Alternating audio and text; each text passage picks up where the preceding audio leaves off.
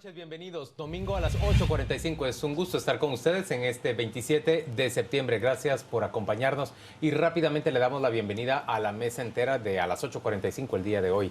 Claudia Méndez Arriaza, bienvenida. ¿Qué tal todos? Buenas noches. A Paola Hurtado le damos la bienvenida. Buenas noches. Hola. A Pedro Trujillo también le damos la bienvenida. No bueno, vamos... La verdad que a quien hay que dar la bienvenida es a ti, pero bueno, tú sigues dándonoslo a los demás. Está bien.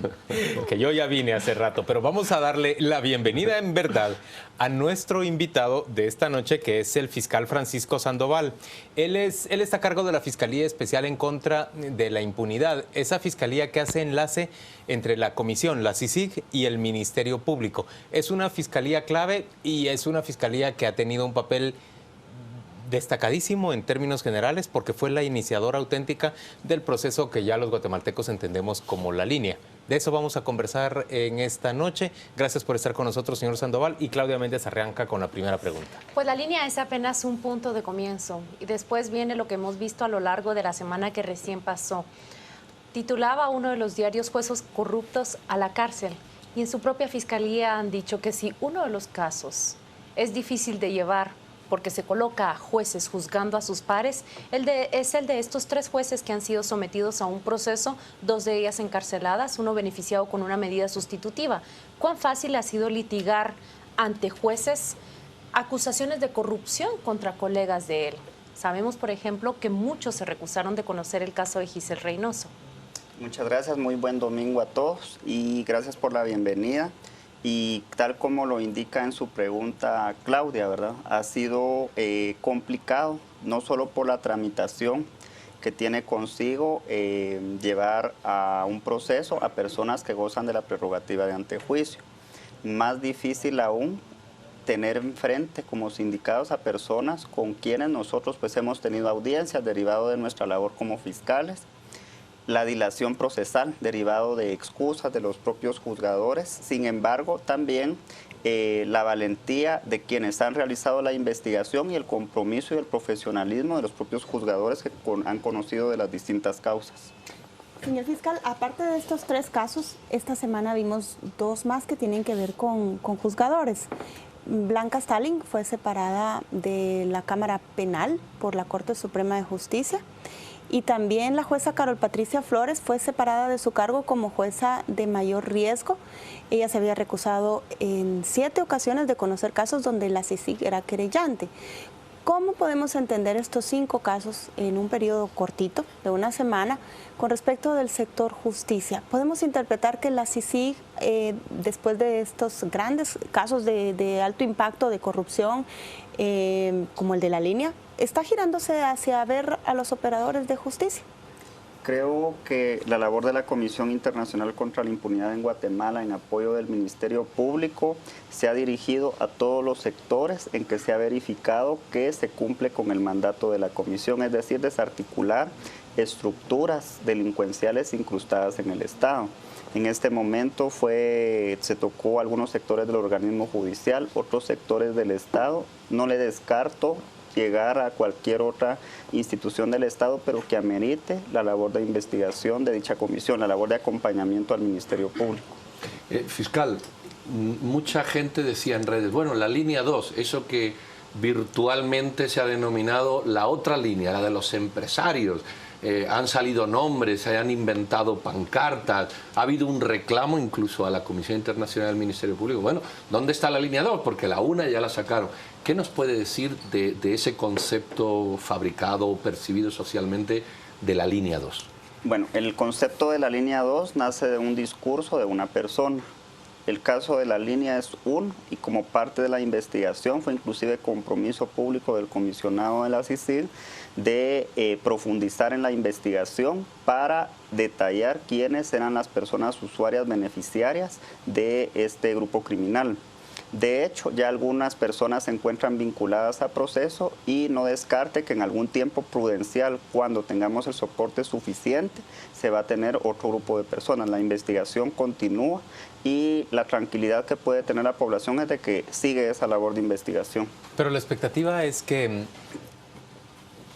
salgan nombres de grandes empresarios, porque hasta este momento lo que se ha visto ha sido el nombre de importadores de origen árabe o asiático, de la 18 y 19 calle, de la zona 1, pero no se ha visto, digamos, a un gran comercio vinculado, que en buena medida es la expectativa.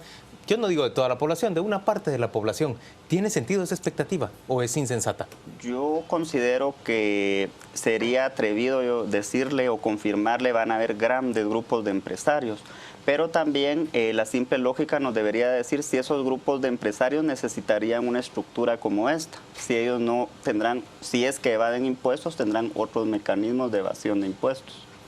En pocas palabras o en palabras más legibles, la línea que se descubrió en abril se trataba de un lugar a donde confluían importadores que precisamente los hemos visto o están ubicados en la zona 1. Algunos de los investigadores decían son importadores de juguetes, importadores de ropa, importadores de zapatos que tienen pequeños o medianos negocios. Los que están confirmados en este momento, sí. Como le repito, la labor continúa y quizá no verán resultados no centrados en una zona o en un grupo determinado de personas.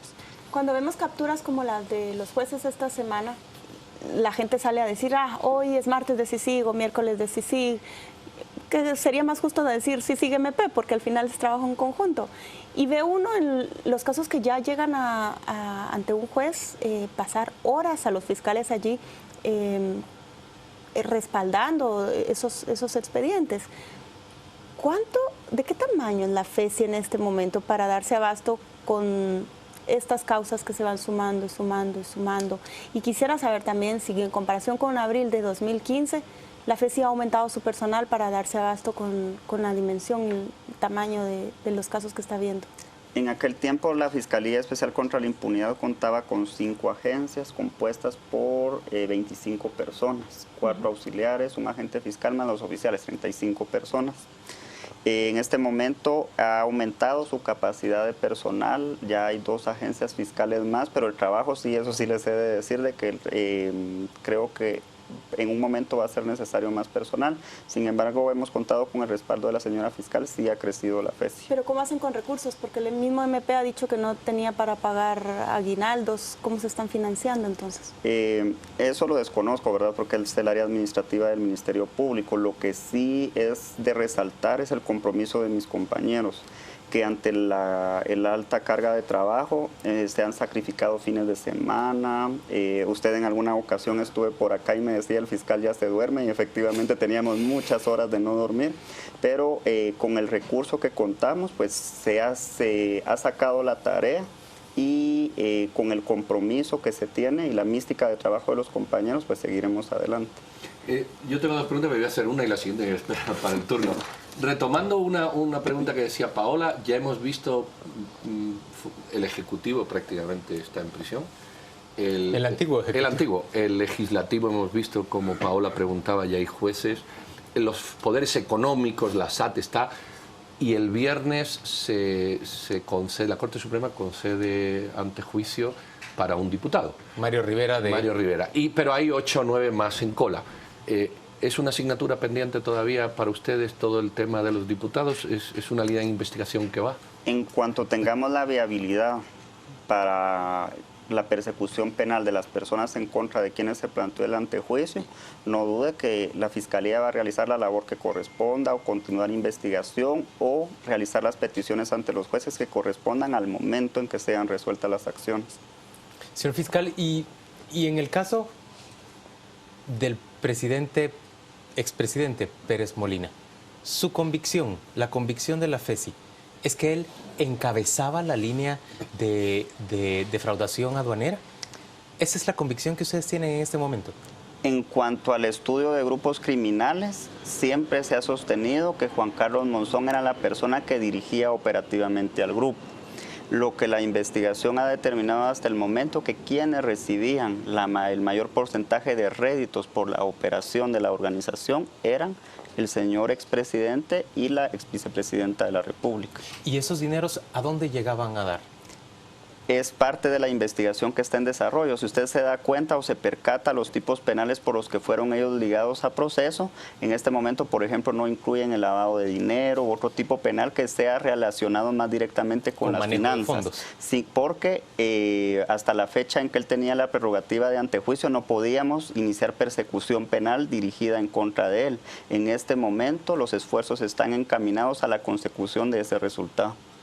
Qué bueno que lo tratan esos términos, porque en esta mesa también hemos discutido sobre la necesidad a la que ustedes se han enfrentado de contar quizás con jueces especializados o jueces que estén listos para tratar todo este tipo de casos. No hablo únicamente de la línea, pero también jueces dispuestos y preparados para juzgar a sus pares. ¿Consideran ustedes que el organismo judicial debiera crear, tal como fue creada, una fiscalía especial para este tipo de procesos, jueces o tribunales especializados en este tipo de corrupción y crimen organizado?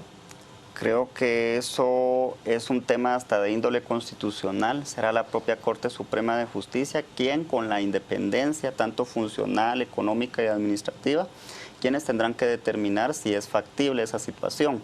Lo que ha ocurrido entre el Ministerio Público y la CICIG es por la propia naturaleza de esa comisión, que es investigativa, entonces ellos pudieron encaminar todos sus esfuerzos a respaldar al Ministerio Público. La línea, le dicen a menudo a uno, todavía está funcionando. Lo que agarraron es una partecita. La investigación que está en proceso incluye estar todavía indagando sobre cómo está operando cómo es la operatividad en las aduanas y poder encontrar nuevas líneas o la línea grandota. No sé a qué se refiere con línea grandota, pero sí lo porque que no sé si a usted le llegan esas versiones, que la gente siempre está diciendo la línea sigue funcionando y hay otras. Mi jefa, el propio señor comisionado y todo el mundo sabe y para nadie escapa la realidad. Ante la propia realidad de las propias investigaciones, de que se han destapado casos de corrupción, las denuncias llueven, ¿verdad? Entonces es labor de los fiscales y está acorde a lo que la propia ley procesal penal estipula. Tenemos que indagar para tratar de dar soporte si las denuncias son espurias o en realidad tienen soporte. Entonces todas las denuncias que tiene el Ministerio Público es obligación darle seguimiento. Entonces eso que usted, por ejemplo, es como secreto a voces, en cuanto lleguen las personas a denunciar es nuestra obligación investigar. Fiscal, ¿cómo funcionan ustedes? Es decir, hay 25, 35, es la estructura de las agencias que usted tiene y no tiene más. Pero está así. ¿Cómo se decide qué investigar? ¿Quién dice qué? ¿Quién prioriza? ¿Quién prioriza? Y extiéndame un poquito la respuesta. Con las capacidades que ustedes van adquiriendo, ¿todavía es necesaria? Sí. No digo que no lo sea, sino mucha gente pregunta, oiga, pero si ya tenemos la capacidad, si ya lo hacemos los chapines, usted chapín y lo hace, ¿hasta dónde? O sea, ¿quién prioriza eso? Y para entender un poco cómo funciona el esquema. En la Fiscalía Especial contra la Impunidad nace en el año 2008. Como consecuencia de un convenio suscrito entre el Ministerio Público y la CICIG. Con base en ese convenio se crea la Fiscalía Especializada y es la Comisión Internacional contra la Impunidad quien determina qué casos se adecúan a su mandato. Entonces hace la gestión ante la Fiscal General para que si es un caso antiguo que ya está trabajando el Ministerio Público, sí es criterio de ella, porque es la Fiscal General la que en realidad al final de cuentas decide, o el Fiscal General que esté de turno, traslada ese caso a la Fiscalía o en un momento determinado es CICIG la que tiene una investigación nueva, solicita a la señora Fiscal General que la creación de un número de expediente inicie una investigación ahí a FESI. Y ya es internamente el Ministerio Público quien se encarga de determinar cuál de los distintos agentes fiscales pues se encarga de dar viabilidad a esa investigación. Y aparte, pues, se trabaja en forma coordinada con los grupos de trabajo que tiene CICIG para determinados temas. Así es, esa es la mecánica de trabajo. ¿Por qué se han tardado tanto en darnos noticias sobre el caso del transurbano, la corrupción que hay en el subsidio y todo ese sistema de transporte público en el área metropolitana? Sabemos que ustedes lo investigan desde tiempo atrás. En el caso de la Fiscalía Especial contra la Impunidad no tiene en este momento ninguna denuncia o algún expediente relacionado con ello. Desconozco si existe en CICIG y en el momento en que el comisionado, como le decía, se lo solicite a la señora Fiscal General, lógicamente tendremos que presentar algún resultado. Una última pregunta es de Claudia Méndez. Voy a hacer una pregunta sobre algo que sí está pendiente en su fiscalía, y es el nombre de Juan Carlos Monzón. ¿Por qué no aparece? Se pregunta la gente.